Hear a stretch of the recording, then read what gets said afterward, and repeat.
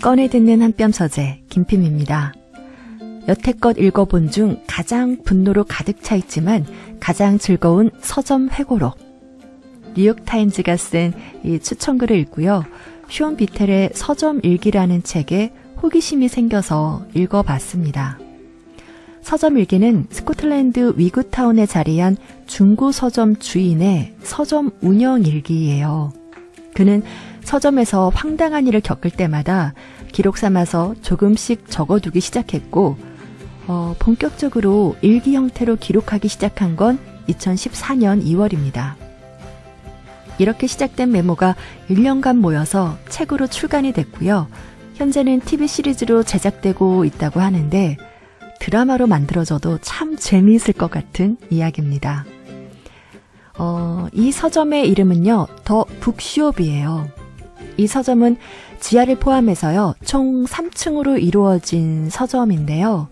서점 안에는 분야 및 작가별로 정리된 빼곡한 책장들과 또 여러 개의 높고 커다란 테이블이 이곳저곳에 놓여 있고요.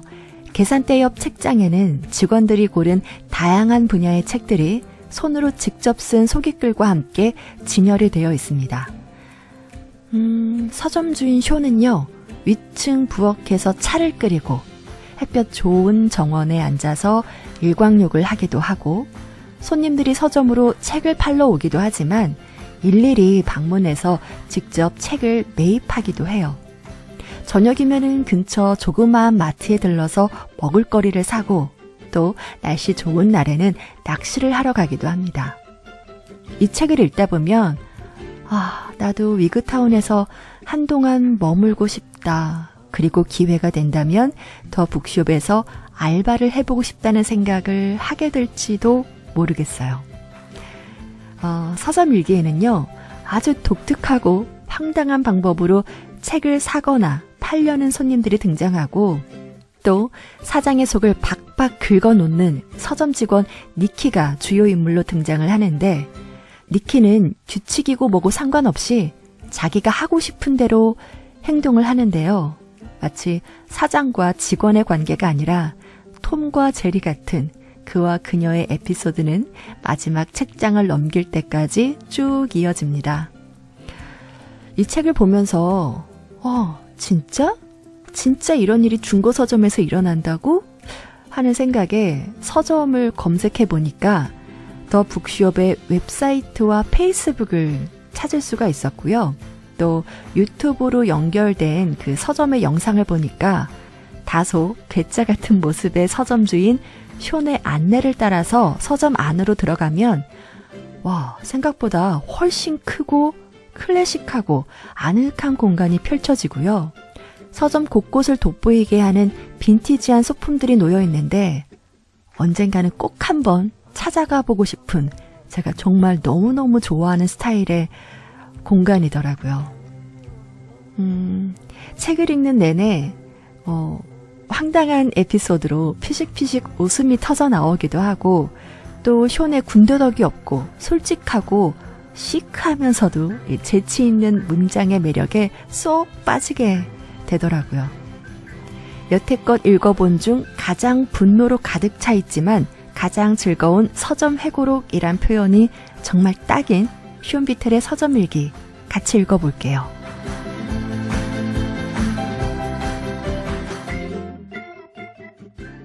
2월 5일 수요일. 오늘은 니키가 출근했다. 요즘엔 정식 점원을 쓸 형편이 안 되기 때문에 특히 이렇게 길고 긴 겨울철에는 니키에게 의존하는 방법 외에는 별 도리가 없다. 그녀는 정말 별난 인물인 만큼 유능한 편이기도 해서 일주일에 2번은 니키에게 서점을 맡기고 책을 구입하러 가거나 다른 일을 본다. 2월 22일 토요일. 우리 서점의 페이스북 팔로워 중 한 명이 남자친구와 함께 책을 사러 왔다. 이 두 사람은 이곳으로 이사 오고 싶어하는 커플인데 여자가 남자친구에게 다음과 같이 속삭이는 걸 듣게 됐다. 아무 말이나 막 하지 마. 저 사람이 페이스북에 다 올릴지도 몰라. 나중에 페이스북에서 저 여자 손님 흉을 좀 봐야겠다. 4년 전쯤 서점 페이스북 계정을 처음 오픈할 때 다른 책방들의 페이스북을 둘러보았다. 대부분 책방에서 일하면서 겪게 되는 극도의 공포감이나 강렬한 환희의 순간들이 전혀 전달되지 않는 무미건조하고 단조로운 내용뿐이었다. 그래서 나는 어느 정도 미리 계산된 위험을 무릅쓰고 손님들의 언행, 특히 멍청한 질문이나 무례한 말 등을 집중적으로 올리기로 작정했다. 지금까지 보면 어느 정도 성과가 있는 듯하다. 게다가 팔로워들은 손님 흉을 심하게 보면 볼수록 점점 더 재미있어 하는 것 같다. 얼마 전에 누가 우리 서점 페이스북을 팔로워했는지 확인해보니 명단에 책방 이름이 꽤 많이 눈에 띄었다.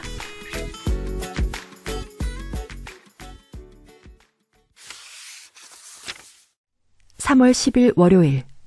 니키가 지난 주말 동안 아마존에 단 한 권의 책도 입력하지 못했다며 다음과 같은 변명을 쪽지에 적어놓았다. 프린트가 영 안 돼. 확인해보니 전원도 켜지 않은 상태였다.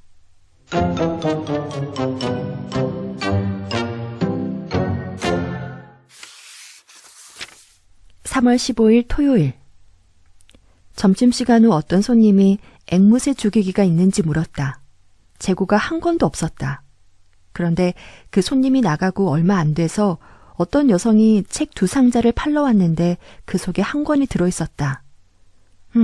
이런 일들이 순서가 항상 반대로만 일어난다면 돈을 훨씬 많이 벌 텐데. (3월 21일) 금요일. 니키가 다시 일하러 출근했다. 오늘도 우리는 서점을 어지르거나 책을 엉뚱한 자리에 꽂아놓는 니키의 행동에 대해 늘 하는 말다툼을 했다. 그리고 니키는 한 달에 한 번씩 의뢰 그러듯 또 그만두겠다는 협박을 했다.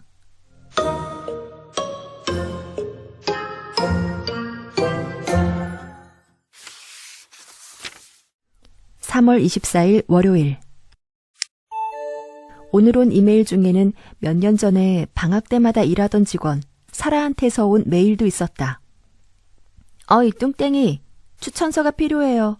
양식을 첨부할 테니 잘 써줘요. 안 그러면 가서 가만 안 둘 테니까. 그래서 나는 다음과 같이 추천서를 써서 보내주었다. 2014년 3월 24일 월요일. 담당자님께. 사라는 더글러스 에워트 고등학교 재학 당시 위그타운 17 노스메인 스트리트에 있는 더 북숍에서 3년간 매주 토요일에 근무했습니다. 여기서 근무했다는 말은 가능한 한 아주 폭넓은 의미에서 쓴 말입니다. 사라는 온종일 서점 밖에서 담배를 피우면서 서점에 들어오려는 사람들을 향해 으르렁대거나 채널 4에서 방영하는 드라마 홀리오크 재방송을 봤습니다. 출근 시간은 대체로 잘 지키는 편이었지만 종종 취중이거나 심한 숙취 상태로 출근했습니다. 대체로 무례하고 공격적인 태도를 보였습니다. 시키는 일을 한 적이 거의 없었고 여기서 일하던 3년 내내 단 한 번도 자발적으로 건설적인 일을 한 적이 없습니다. 퇴근 때는 변함없이 이름부르병이나 과자 봉지, 초콜릿 포장지, 담뱃값 같은 쓰레기를 잔뜩 남겨놓고 갔습니다. 지속적으로 라이터나 성냥을 슬쩍 했고 제게 모욕적인 언사와 난폭한 행동을 일삼았습니다. 상기한 바와 같이 아주 소중한 직원이었으므로 이렇게 일말의 주저없이 기사에 추천하는 바입니다. 3월 31일 월요일. 폐점 전 1시간 동안 엄마, 아빠, 그리고 6살에서 16살 사이의 딸 넷으로 이루어진 가족 6명이 서점을 점령했다. 엄마가 책을 계산하러 와서 말하기를 아침에 산책을 나갔는데 날씨가 아주 좋았는데도 왠지 다들 기분이 영 안 좋아 보였다고 했다. 그래서 왜 기분이 안 좋으냐고 물었더니 다들 일제히 이곳에 2년 만에 돌아와 더 북숍에 가기를 학수고대하고 있었는데 거기 안 가고 딴 곳에서 시간을 보내고 있어서라고 대답했단다. 이 가족은 모두 6봉지의 책을 175파운드에 사갔다. 이런 일은 정말 드물게 일어나지만 그래도 이런 일이 생길 때면 내가 애초에 왜 서점 주인이 되고 싶었는지 그리고 많은 사람들에게 서점이 얼마나 중요한 존재인지를 기분 좋게 상기시켜준다.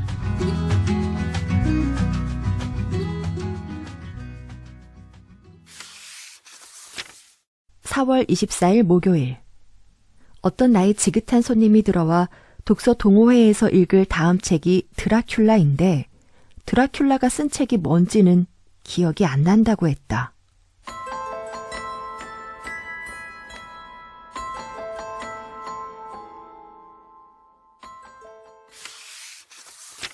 (4월 28일) 월요일 4시 30분경 콧수염을 기르고 야구 모자를 쓴 남자가 여기 책은 안 팔죠? 그렇죠? 라고 묻더니 요란하게 웃어댔다.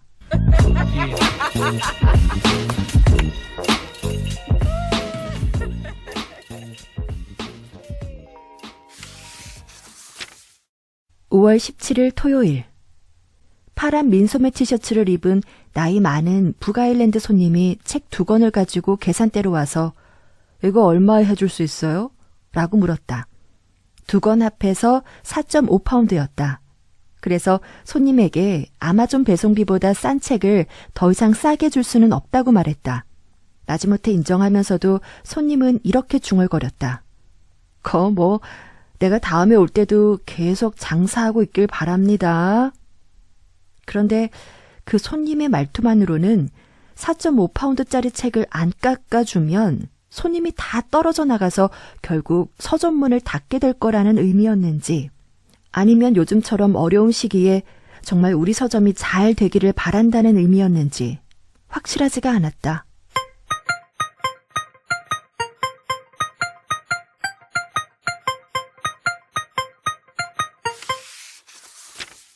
(5월 27일) 화요일 어떤 손님이 독립출판사 벌린에서 제출간한 바너드의 영국의 위스키 양조장을 신간 코너에서 보고 있었다. 그때 내가 새로 들어온 책을 정리하느라 그 곁을 지나가다가 그 손님이 일행에게 아마존이 더 싸 라고 하는 말을 듣게 됐다. 내가 지나간 다음 안 들리게 얘기해도 좋으련만 그 잠깐을 기다려주는 예의조차 없다니.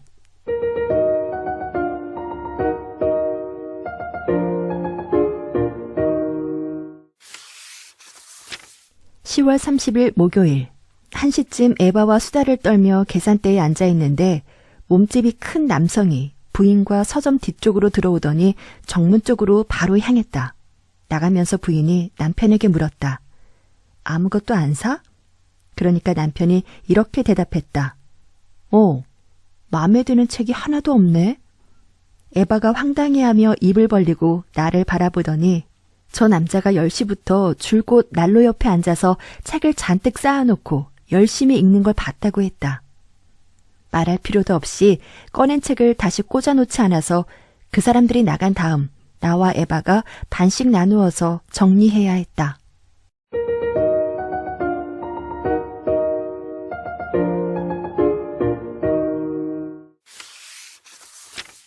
11월 12일 수요일 점심시간 직전에 한 손님이 온갖 지저분하고 쓸모없는 소설책만 들어있는 상자 4개를 가져왔다. 나는 그 중에서 몇 권만 골라 책값으로 15파운드를 주었다. 그러자 15파운드는 여기까지 오는 데 쓴 기름값도 안 된다며 투덜거렸다. 그래서 나는 책을 가져와 달라고 부탁하지도 않았고 심지어 책을 가져올지도 몰랐다고 하자 그 사람은 자기에게 희귀고서가 정말 많은데 이 책들은 절대 이 서점에 와서는 안 팔겠다고 중얼거리면서 떠날 때까지 계속 불평을 해댔다.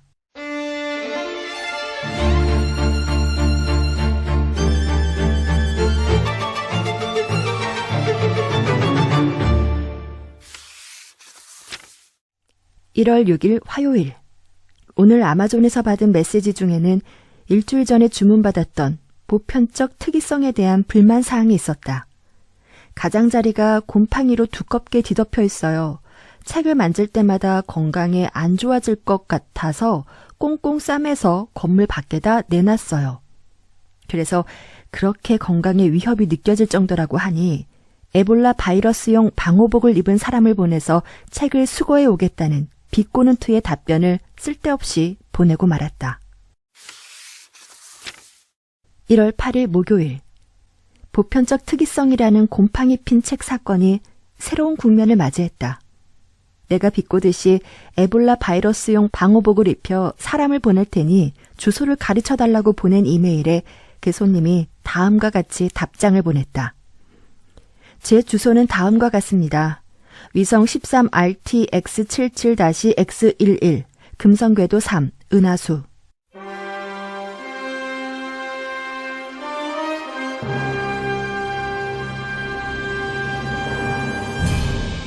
(1월 12일) 월요일. 그 곰팡이가 피었다는 책이 오늘 우편물에 포함되어 돌아왔다. 곰팡이는 전혀 없었다. 나는 그 구매자에게 책을 돌려줘서 고맙고 곰팡이는 보는 사람의 생각에 달린 것입니다. 라는 말과 함께 금성에서의 생활은 어떤지 물어보는 이메일을 보냈다. 곰팡이 책의 구매자에게서 다음과 같은 답장이 도착했다. 여기 금성에서의 생활은 나쁘지 않습니다. 하지만 다른 행성에서 살던 때가 더 좋았습니다. 지금은 안타깝게도 사라지고 없지만요. 여기에선 별을 볼 수 없고 낮만 계속됩니다. 우리 머리 위에 스크린세이버는 오렌지빛 빨간색이고 뭔가 수상한 기운이 감돌며 거의 변함이 없습니다. 이곳을 보살피는 이데스 전하에게 무슨 일이 생긴 게 분명합니다. 이제 그만 가봐야겠습니다. 신전 밖에서는 컴퓨터 사용이 엄격하게 금지되어 있거든요.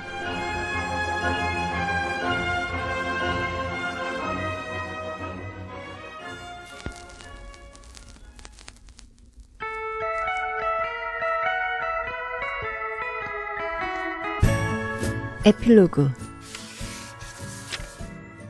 이 일기는 2014년에 썼고 오늘은 2016년 11월 1일이다.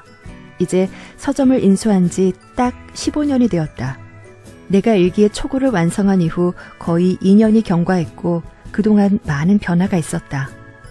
니키는 그녀의 집에서 좀 더 가까운 곳에 다른 일자리를 찾았다.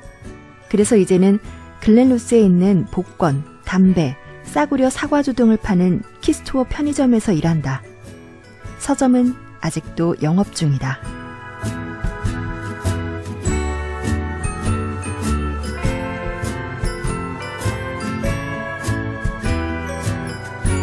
한뼘 서재. 지금까지 여름 언덕에서 펴낸 숀 비텔의 서점 일기였습니다.